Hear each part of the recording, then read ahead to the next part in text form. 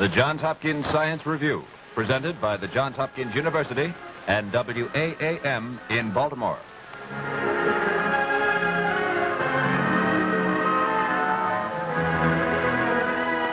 This is the Johns Hopkins University, famed for 75 years for its contributions to science and the humanities. Here in its many laboratories, Hopkins scientists are constantly probing into the basic, still unknown secrets of science, which, when discovered, are translated into benefits to be enjoyed by you, the people of America. This week, we invite you to join us on a visit to our studio.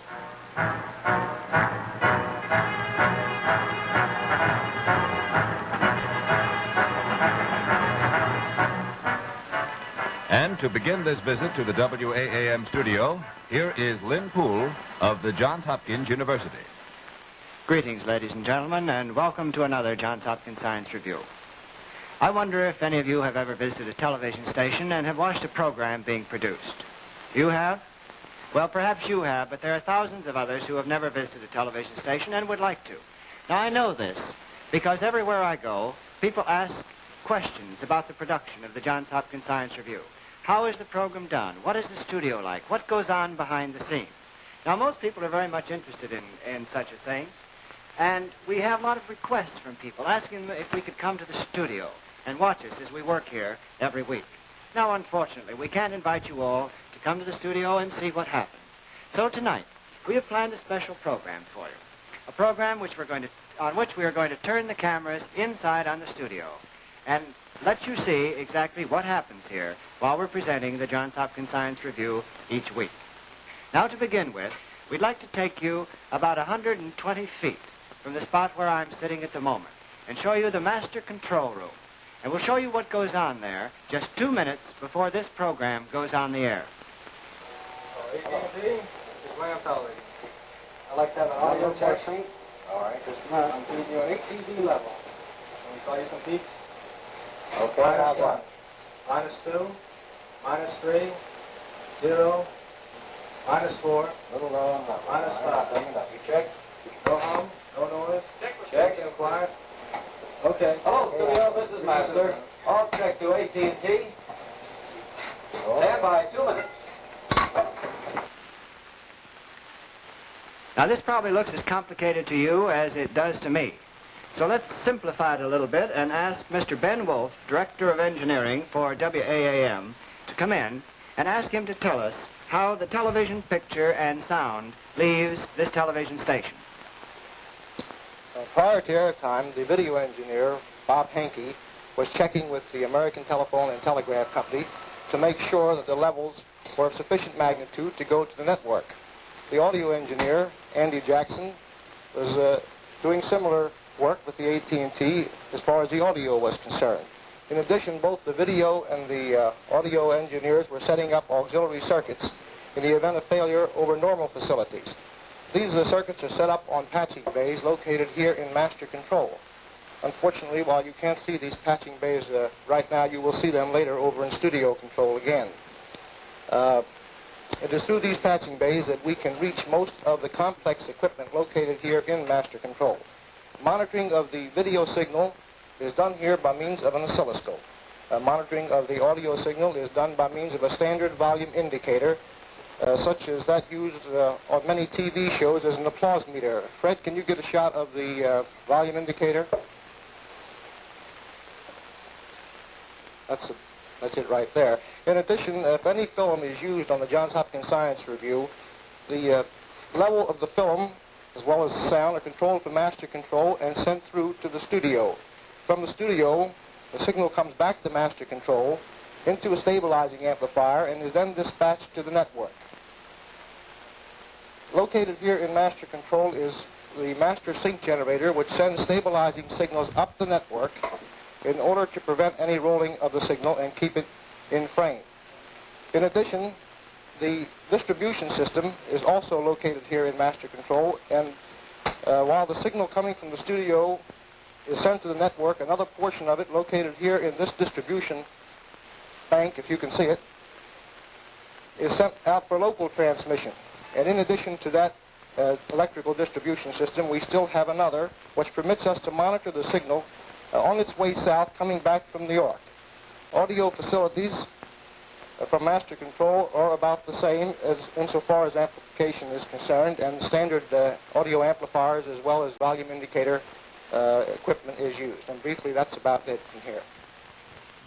Now, a television station is very much like the human body. It has a lot of nerve centers.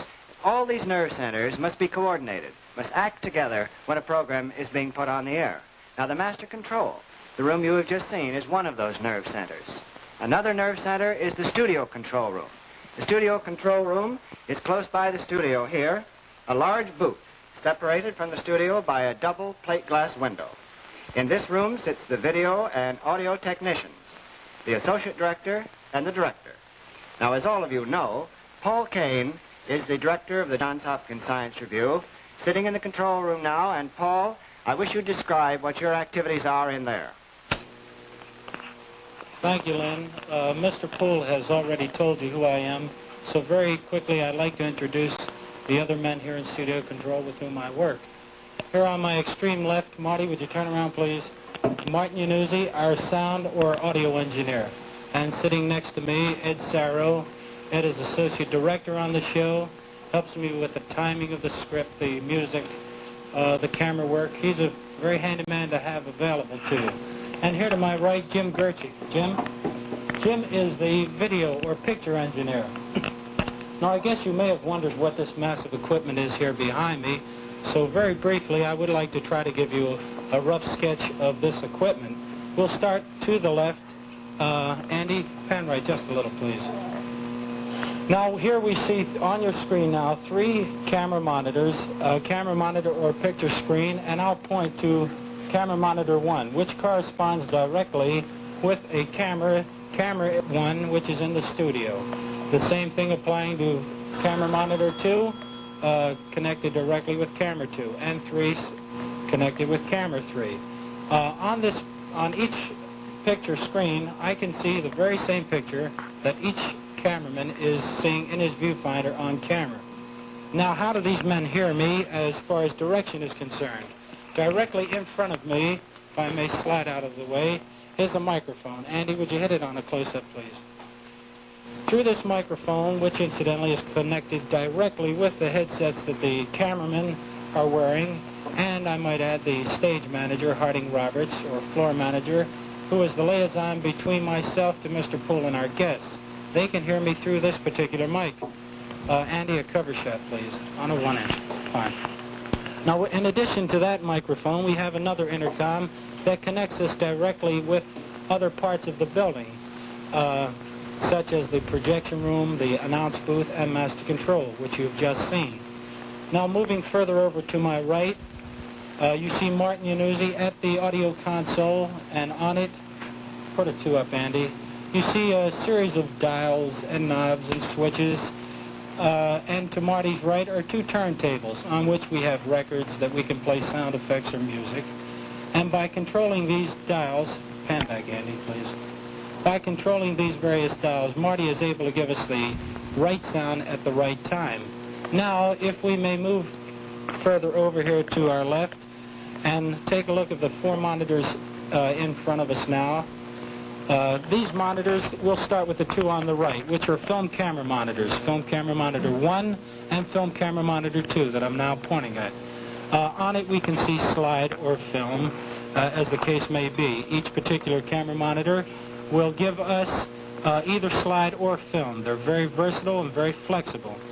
I'll call into the projection room now and ask our projectionist, Pat Palillo, to put up a slide. Pat? Fine. You've just seen a slide go up on film camera monitor number 2, and this particular monitor or picture could be put up on the air at my discretion. So as you see it right now. Now we'll go back and have Pat roll a film on film camera monitor 1. Roll it, Pat. Now you see the film go by, and that too can be put on the air as you now see it.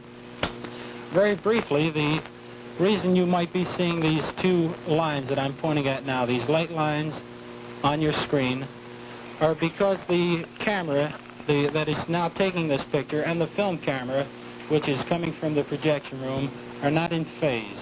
Now let's move over further to our left, and we see a preview monitor, or an off-the-air monitor. This monitor, preview monitor, meaning exactly what the word applies.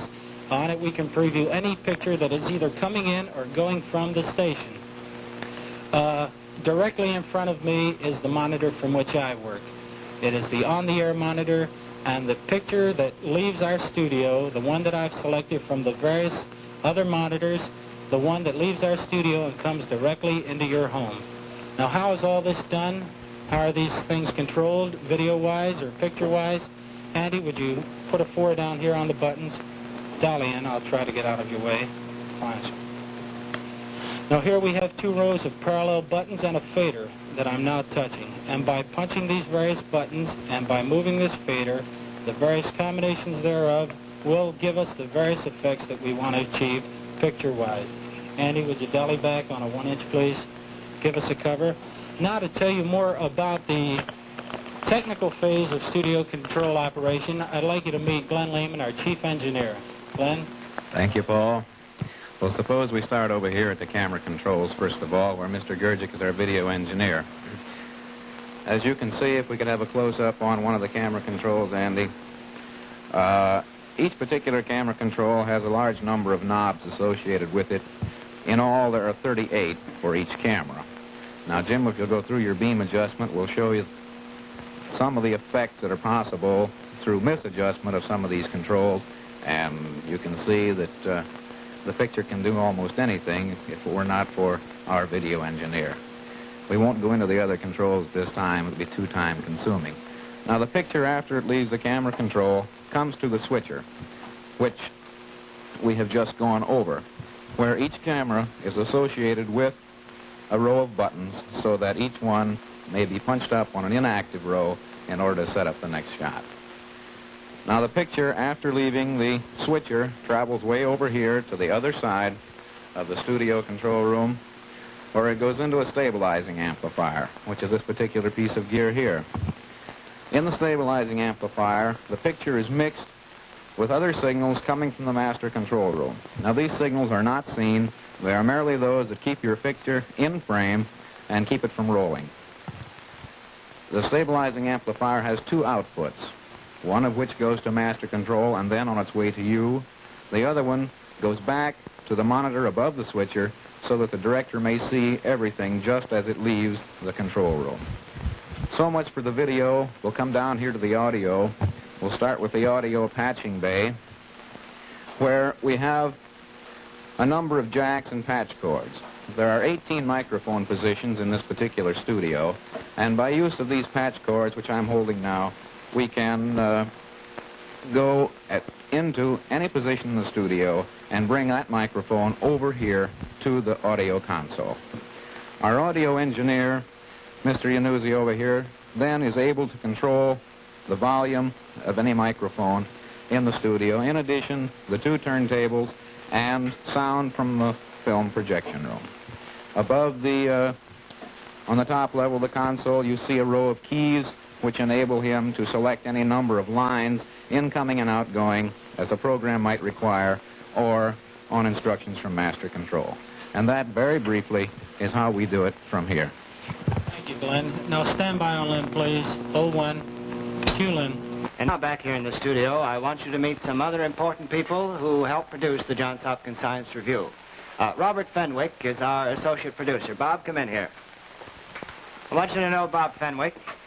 Bob works with us at the university and begins on these programs from the first time we get an idea for a program until it's through, off the air, and you're looking at another program. Now, here in the studio, we also have our art director, Barry Mansfield. Barry is there on the left, and Bob Dimitrition, his assistant, who helps him prepare the sets and the designs that are seen on this show. Both of them work together in a large studio, an art studio, which is just back of us here. And here's another man that has a lot to do on the show, Harding Roberts. Harding Roberts is our floor manager. Harding takes the directions from Paul Kane from in there in the studio, relays them to us out here, and tells us what to do. And over here is Bob Lee. Bob operates this long boom microphone that keeps the microphone trailing us around the studio so that you can hear what we're saying. Well, now, you have now met most of the people that helped produce the Johns Hopkins Science Review. All except those indispensable cameramen that keep your pictures going, and our two narrators, but you'll meet them in a moment. Well, now that you've had a brief tour of the studio and the station, seen some of the things that go on here, let me tell you what we're going to do. We're going to start from the very beginning and ask you to watch a typical Johns Hopkins Science Review. You'll remember the first thing you always see is a film of the Johns Hopkins University which comes up. And we're going to take you out into the projection room, which is about 100 feet from here, where Pat Palillo, our projectionist, will put that film on the air so that you can see it. Then we're going to swing the cameras around and let you see two men whose voices are very familiar to you, our narrators, Joel Chaseman and Ted Jaffe. You'll see how the program develops from then on. It will be very familiar to you. We're going to come back into the studio and into the studio control room. And in the studio control room, we're going to ask Joel Chaseman if he'll dash across and stand by and give you a description of what you are seeing and interpolate some of the things that you are hearing. So let's go into the control room now and ask Paul Kane if he'll show us what happens 15 seconds before the Johns Hopkins Science Review goes on the air. And let me warn you, there are going to be a lot of strange things to see, this, that, and the other. You'll hear directions. It will all seem very confusing. But that's what happens 15 seconds before we get on the air and everything smooths out. Paul? Okay, stand by, Master, and give me a time check, please. Studio, this is Master. 15 seconds. Stand by. All right, 15 seconds. Number one, opening shot. On your titles, pan left a little and up. Hold it. 3 in the projection room. Hold your shots. Okay, stand by. We have 5, 4, 3, 2. Roll your film. Music up.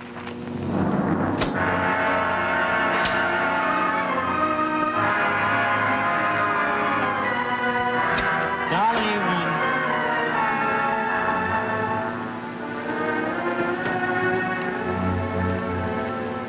Under and announce. The Johns Hopkins Science Review, presented by the Johns Hopkins University and WAAM in Baltimore. Music up.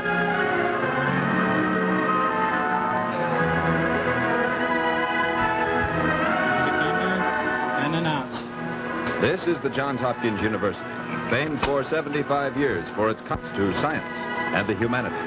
Here in its many laboratories, Hopkins scientists are constantly probing into the basic, still unknown secrets of science, which, when discovered, will be translated into benefits to be enjoyed by you, the people of America. This week we present the Master Glassblower. 01 and Dolly. Music up.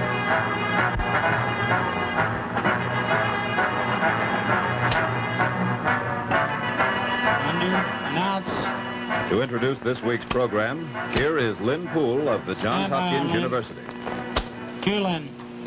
Greetings, ladies and gentlemen, and welcome again to the Johns Hopkins Science Review. All of you have been to a county fair or a carnival in the summer or perhaps the World Fair. And one thing you have certainly seen is a glassblower, the master glassblower that perhaps stands out in front of a big tent on which his picture is painted and says, come in and see the master glassblower and all the magnificent, wonderful things in the studio, please. Well, of course, that glassblower makes these little things that you buy, you take home and put on your mantelpiece. The little reindeers, the ducks, squirrels, the rabbits, the little animals that Those are lenses, and he's instructing his cameramen, who have a choice of 4 lenses on each camera, which lens they should use. Some stations call them in millimeters, so you might hear a 50-millimeter lens called. We call them here in 1, 2, or 6 the approximate inch length of the lens, because it's quicker and easier for the cameraman to understand. Now, number 3, as you see, is moving down a long hall, which leads from the master control area, where we were a minute ago, in the projection room and the announce booth. He's moving down into the studio, and beyond him, through that door, you can see the studio. And you can, of course, see Lynn Poole, who's going on with this typical Johns Hopkins Science Review program. We have with us tonight, we also have John Lehman with us tonight, as Mr. Poole has just told you. And now Dick Lusher has moved his camera over to get a picture of John Lehman. The direction is pan up. You'll see the shot go up on John Lehman. And moving up is Dick Lusher. As Fred Wheelahan moves his camera in, you can see it being moved into the picture. as Andy Bevan is taking this picture Put a from the titanium camera on back the in frame. studio control room, right in Number back of 3. Paul Kane. Frame him, pan right. Now, as we say frame him and pan Pan right, right. they're panning the camera right, moving it right so that the picture comes up on the left-hand side of the camera and gives what the director considers good composition. All right, number 2. And that's what 2-inch we're out after. in the studio. So that you at home Tighten will it up. appreciate the show and some of the points of good Tighten it up. photographic Tighten up, too. composition, much as in your best salon prints. This, of course, All right, is in hold motion. 1. Now we say hold 1. That Focus. means he's ready to Focus take the 3. picture on camera number 1.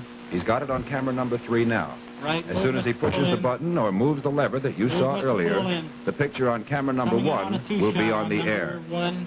He's warning the cameraman now that they're coming in on a Dolly two-shot, a back picture a of both Mr. Poole and Mr. Lehman on Right. camera number 1. Okay. Now he pushes the button on camera number 2, Stand by to cue and Poole. soon camera number 1 will be ready when Stand they cue by. Lynn Poole, and we'll see how an actual Johns Hopkins Science Review program goes from here. Cue on. Mr. Lehman, a moment ago, I told our friends why your work was so important at the university and how you stand behind the scientists and help them in their scientific research. I'd like to have you tell us a few things specifically about your work. We notice that as you roll that glass in the flame, you keep Down a turning little. it. Tighten up your shot. And Well, left. the reason why I keep turning it, Mr. Poole, is to keep All right, that number glass 1, strain it all the way evenly down. revolving at all times and to keep the heat evenly distributed. If I was Number 2 to is stop 6 on turning this tick piece of wash. glass, it Pan would left. either be flat on one side or else I would get a kink in it. Now, your left hand has to know what your right hand is doing at all times. If I should happen to put my hands one way or the other, it would get a kink in it, such as I'll do now. You see that kink in there? But you can get that kink out. You can get that out just by, Stand down, now I'll have to green. keep working this thing for Hold quite a green. while now in order to Switch get your that focus. round. What I'm making now is a trap for one of the boys down at school. This here has to be a bulb 4 Stand right inches on. in diameter Hold 2. with a sidearm on it. Let's have a 2-shot on And that's 1 what on I'm the doing 2-inch. now. As I heat this glass On and it, push Doug. it together, Fan I'm up. weighting it up so it won't And be too tighten it up. thin. Dolly in a little. Well, as you've told us before, really the basis of Pan right your on work, to one of the first things pan you have right. to learn is to blow a perfect bulb. Yes, that's one of the main things, that and pulling a 1. point. You're on. Boy, my father used to tell me that I used to pull these points for 6 months at a time. And if I even stopped turning it, he'd say, turn it, Right in. keep turning it all the time. Try to execute. You learned your trade from your father, you told us, when you were here on the Science Review before. Yes, 3 I did. minutes I've been to blowing fill glass up. since 3 I've been minutes. 6 years old. And you have a boy that's going to blow Fan glass left. after you. Dolly Yes, back I with have. you. I hope so. Anyway, Mr. Poole. Now, this there Fan piece down. of glass is just about ready to blow a ball about 4 inches in diameter. Put And a if you'll wide notice right when up I on start the to blow, I don't And stop dolly turning back. it. Number 1, a tight 10 in your flames. Hold 1. Keep it sharp 1. And a very perfect one that is. On your flames, focus. Now, in order to focus, put a focus. sidearm on there, you blow a little hole on the side here, and not too big. You just get the glass hot in one spot and sort of give it a little bit of a puff. You dasn't get that glass too thin, but when you put the full force of the fire on it, See it John will Lehman on his 6, number 1. either enlarge or shrink.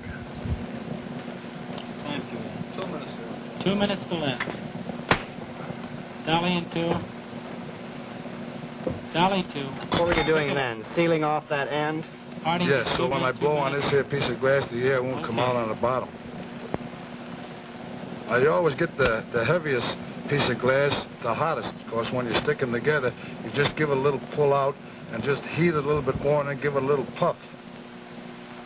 Hold 1. Fan left on 1. You're on.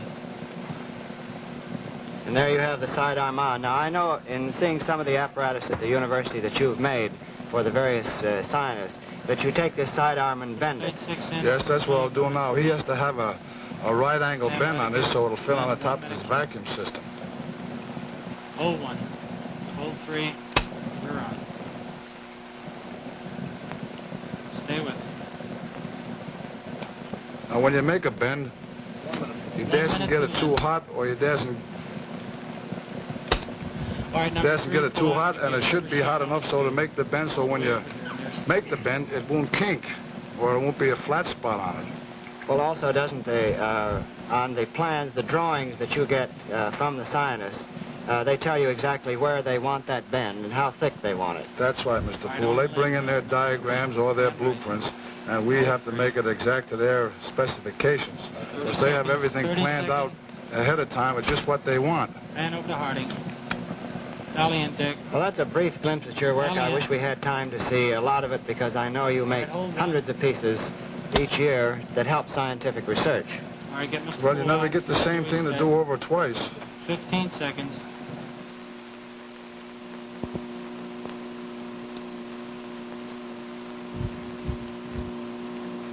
Okay, stand by.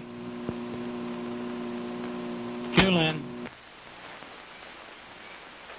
And so there we've had a very rapid and a rambling view through the studios of WAAM here in Baltimore to show you how we do the Johns Hopkins Science Review. We hope you've enjoyed your visit with us. I wish you could all be here at some time or other.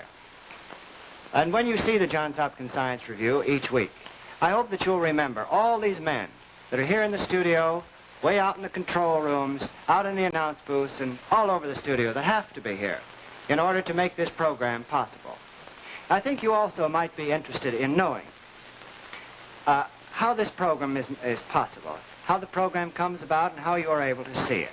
All this that you've seen goes on here in the studio. But the management of WAAM has made it possible, through their cooperation over the past 2.5 years, for us to bring you this program. If we didn't have it, we wouldn't be able to bring you the program. Then the Dumont Network has made it possible. They give us the time and carry it. And all the stations that you see, the station that you're looking at right now, brings you the program as a public service. And we hope you'll be with us next week when we continue our story and show you what happens from this point until the program reaches your home. Now that television has spanned the country from coast to coast, many television viewers wonder how programs are sent from New York and seen instantaneously in Los Angeles. Next week, the Johns Hopkins Science Review will have Dr. M.E. Strebe of Bell Telephone Laboratories as the guest to give a simple and exciting demonstration of how television is carried from studio to your home.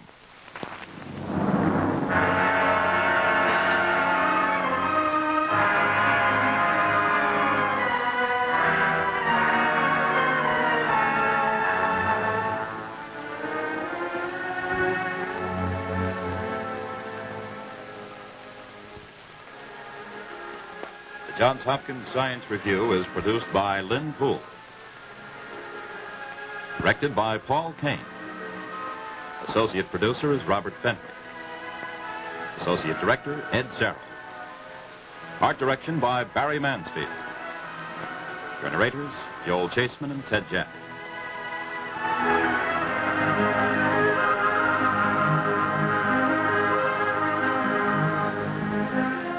Portions of this program have been mechanically reproduced. The Johns Hopkins Science Review originates in the studios of WAAM in Baltimore.